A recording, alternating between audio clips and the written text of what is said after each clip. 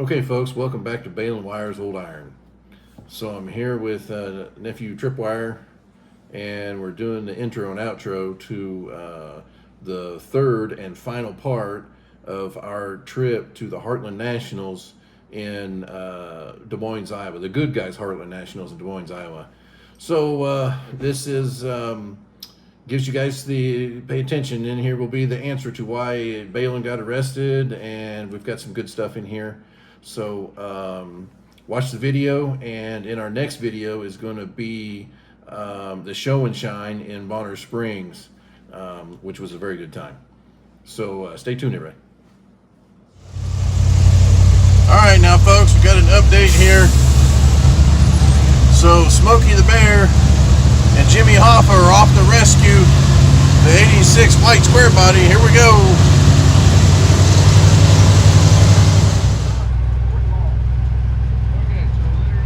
Well, we lost an axle during the burnout competition. So, Jimmy Hoffa to the rescue. Jimmy Hoffa to the rescue. That's right, Jimmy Hoffa to the rescue. I'll drive it if somebody else takes the fire truck. It's in one of the holes in the frame up front. As long as it's hooked in real good, it'll be fine. Yeah.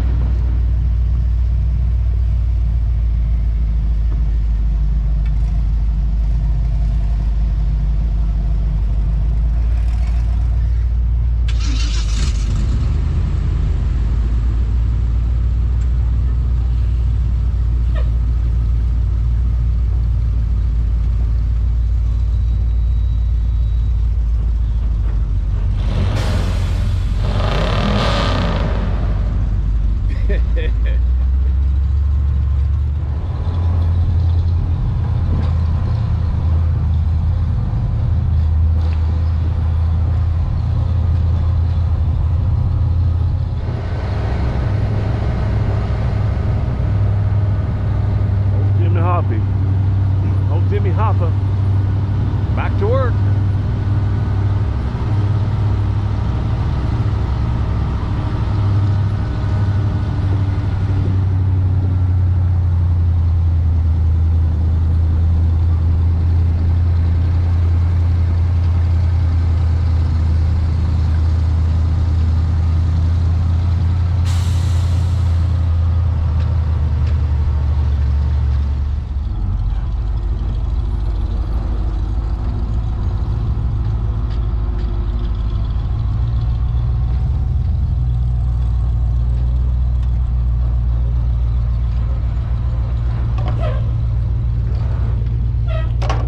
Old Jimmy Hoffa saves the day.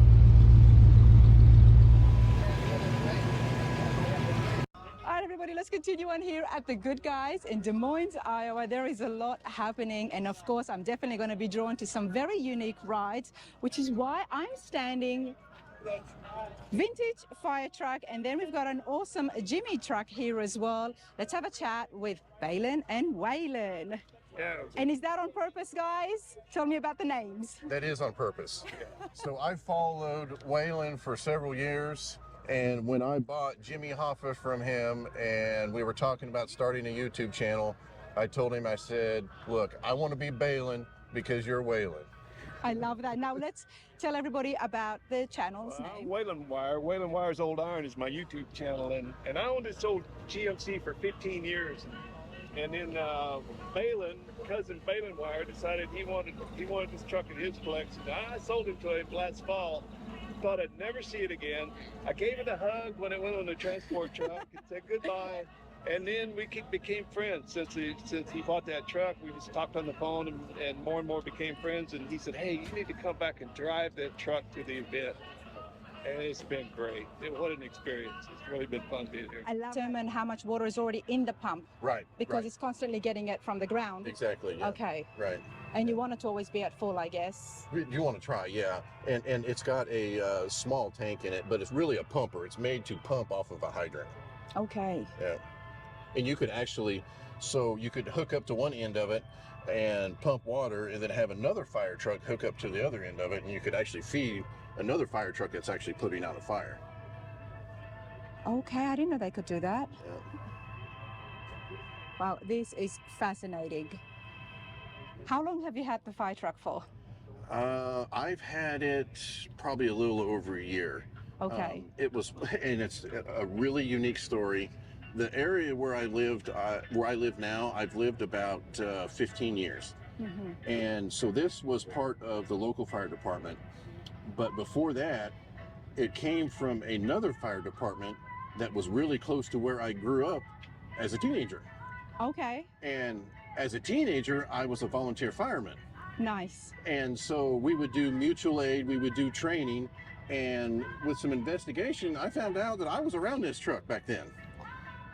And so when my local fire department got it, and then my neighbor's nephew got it, I told him, I always said, I said, if anybody wants to do something with that truck one of these days, I'm interested. Oh, I love that. And so they did. They came to me and they said, you know what, we're not doing anything with it. We want you to have it.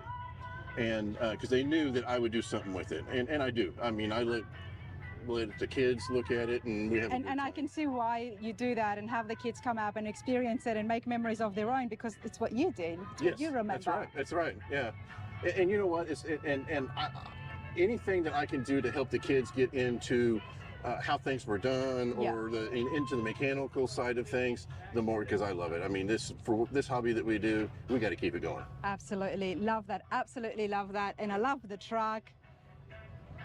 And the truck, this one as well. So both yours, what is the next project?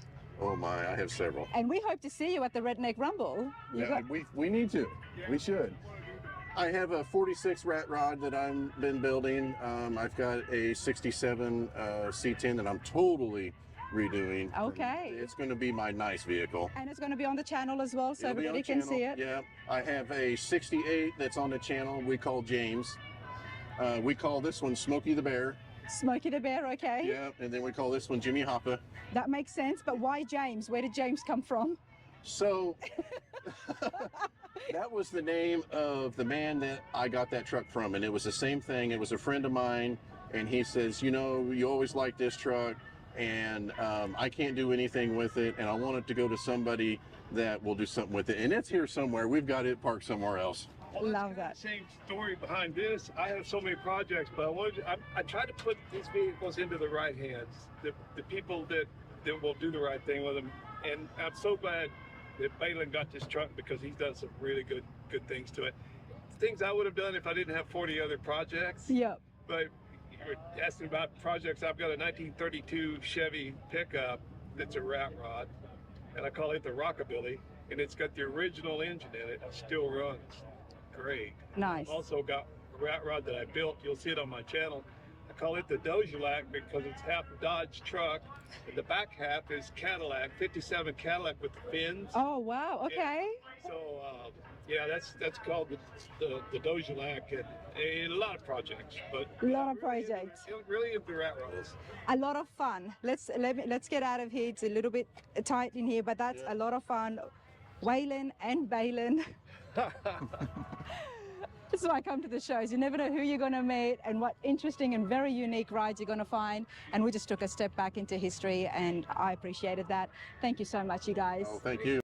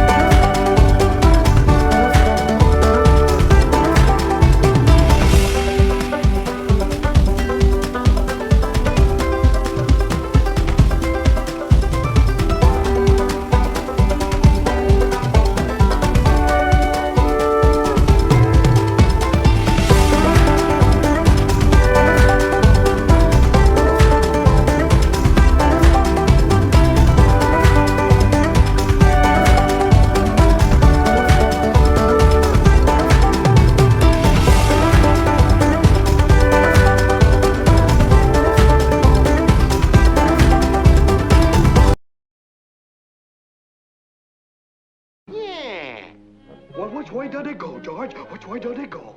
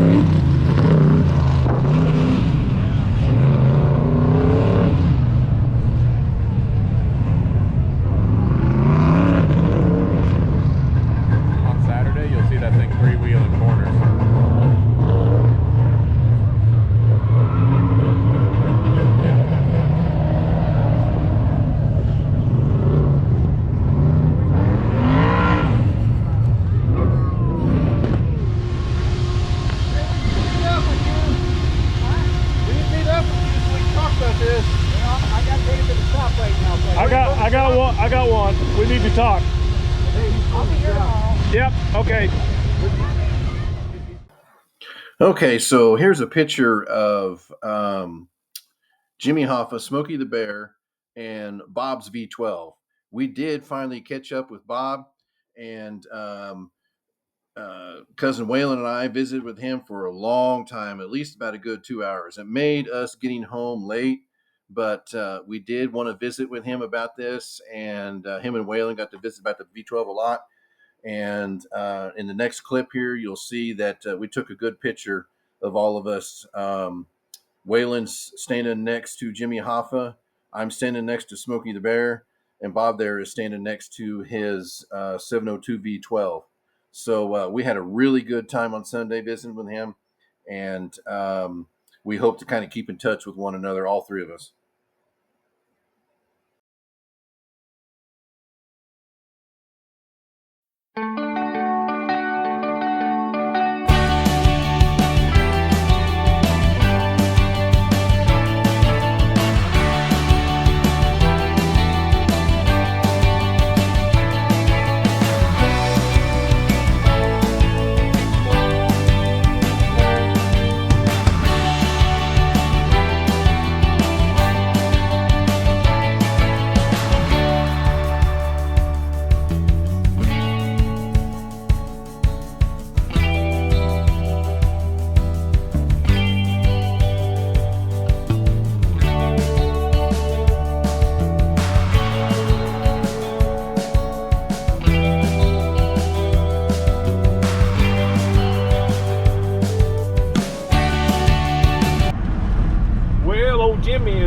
developed an issue with his lights. The lights are flashing, so I got them turned off right now. And we think it may have a bad regulator, but I'm just running pretty close behind Tony, and then Aaron's behind me, so I can see off of his lights enough, and we're not too far from getting old Jimmy home. So I love the adventure. I love everything about it. I don't care if we have problems or not. Doesn't matter to me.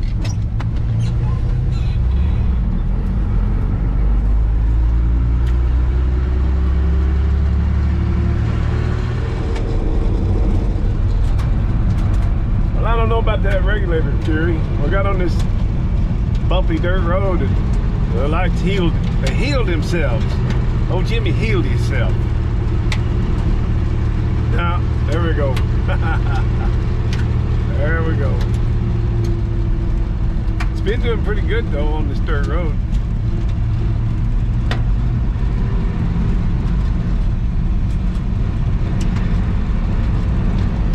What an adventure. Oh, man, a real deal.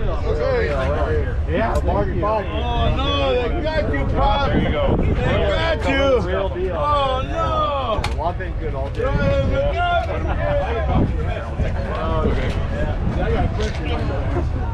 Watch your head. Oh, go get Cousin Waylon. All right, folks, so here's the outro to our third and our final part to the Good Guys Heartland Nationals in Des Moines, Iowa. And so now let's talk about something. Now we're going to explain why Balin Wire got arrested. If you look at right here, if you'll see these fine garments that Copper and I have on, it was the fashion police. And they tried to tell us that we were out of fashion, out of style. How can this be out of style? Now, so, once we bring that up, we also did a version, Balin Wire's Old Iron version of Where's Waldo? Did you all enjoy that? And so right here was the winner of that contest. What do you got to say about that, Copper? You know, it feels pretty good to be on top. You know, sometimes you win, and sometimes you crush a man's dreams so hard you steal the shirt right off his back. You got Brother Rusty's shirt on. You know, it just pulled out such a lead on him he didn't even have a chance. So Copper, I know that you beat Brother Rusty at the Where's Waylon, Where's Balin, but why did you take the shirt right off his back? You know, I'm the champ, and I didn't have a belt to present, but, you know, this is the shirt of a champion. You know, you just take things when you win. I don't get to win a lot, but when you win, it feels good. It feels so damn good. And I tell you what, next year, that Good Guys Heartland Nationals, you better watch out, Rusty. You never know what I'll take. So, that is the outro to the third and final video. And like I said before, the next video is going to be the Show and Shine at Bonner Springs, which is a good show. The truck club that I belong to puts it on every year. And so stay tuned and watch the video of the Show and Shine, and we'll see you all later. So Copper, what do you think about next year? Oh, next year? I'm thinking... Man, I tell you what, Yeah. I sure hope the Cousin Waylon comes out next year. Yeah, And I'm hoping that he's got that V12 ready to go and brings it next year. He's talking about that. That'd be a good time. Yeah. I mean, we're all going to get together. We're going to have a heck of a time next year. It's going to be a great show. What is going on here? Brother Rusty, what are you doing? I told you. To beat the man, you got to beat the man. Woo! Didn't see that coming, did ya?